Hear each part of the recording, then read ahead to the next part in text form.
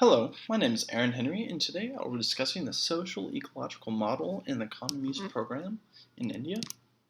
The social ecological model is a model that looks at the different layers within a population and sees how they interact and affect behaviors within it. So these layers are public policy, organizational, community, interpersonal, and intrapersonal. Public policy looks at the laws and regulations within a community.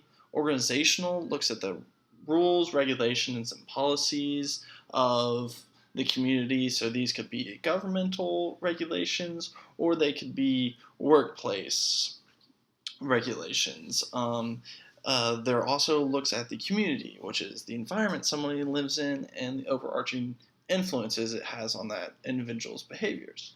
It also includes interpersonal, which is the interactions of an individual that shapes his or her attitude within a community, and intrapersonal, which is the attitudes and thoughts of an individual that shape behavior.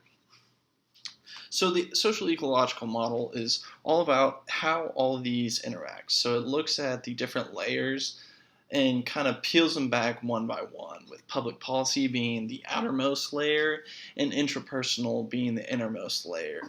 Now, with most models, you want to affect the intrapersonal behaviors especially in the field of public health. You really want to shape interpersonal behaviors to help promote healthier living, and you're hoping that obviously community and population health, and you're looking at how each of these interact in order to best deliver your message.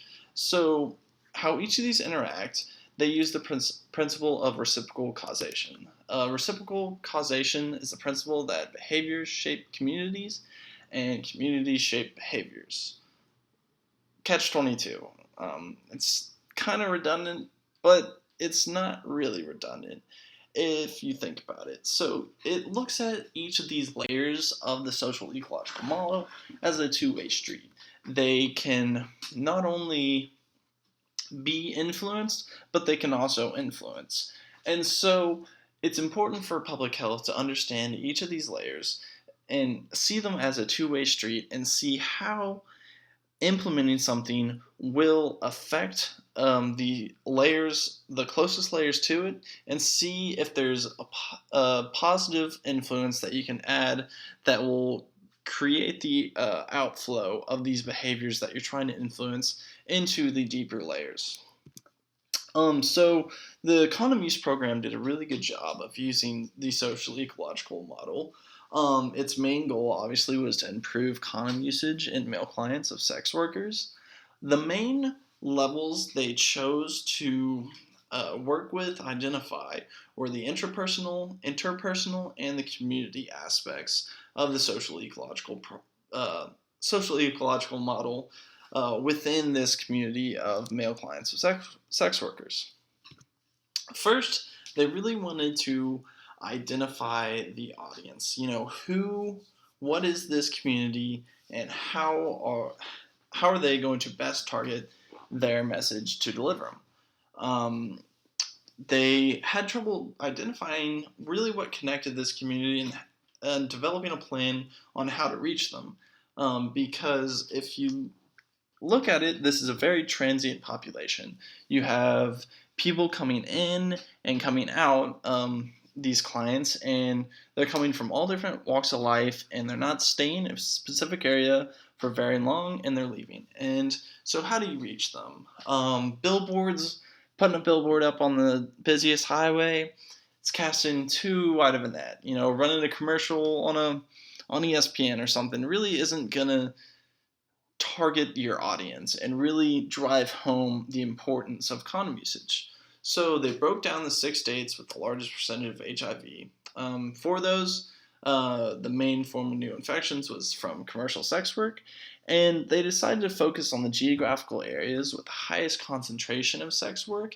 And so they decided to go into these hotspots and catch the community at its main source, or its watering hole, as weird as it is to think of it. So they really wanted to focus on these areas and develop these hotspots and target their message to these hotspots. Their main goal in these, in shaping their message, they developed focus groups before they went in and spread their message. They found out in these focus groups that there's many main misconceptions that were really common amongst these male sex workers, such as condoms breaking or them not being useful or their protective role.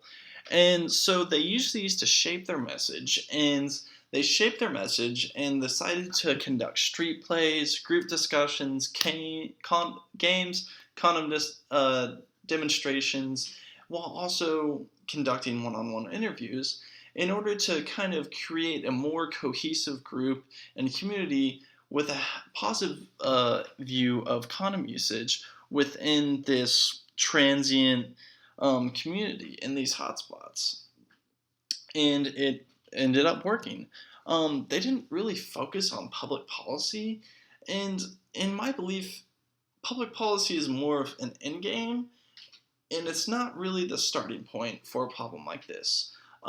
Public policy, if you look at social ecological model, is on the outside and really only directly interacts with organizational and community being the closest layers to it, and it's hard to really influence um, the behaviors if it's forced upon them, and there's not an understanding about what is happening. So, for instance, with condom usage, there was several misconceptions that just enacting policy straight away, these misconceptions were so deeply rooted that they probably wouldn't have been effective.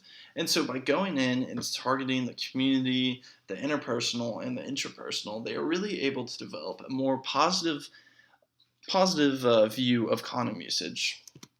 And so, and this really shows what the reciprocal causation's role was in this particular study. It focused on the individual and the community, and they hope the message will resonate and maybe one day, hopefully, influence policy. And starting from the outside in was just not the most effective. You really have to drive behavior, you have to drive attitudes, and shape behaviors, you really need the community. And so they really targeted their approach that will hopefully eventually shape policy. And the results speak for themselves. If you look at it, it's an 18% increase in consistent use of condoms among these sex workers, which has been far greater than any other public campaign had been. And it was the direct result of this targeted approach using those social ecological factors and really designing and shaping their message to their community and understanding that behaviors and communities coexist with one another, and you really need to understand both in order to really drive home a message.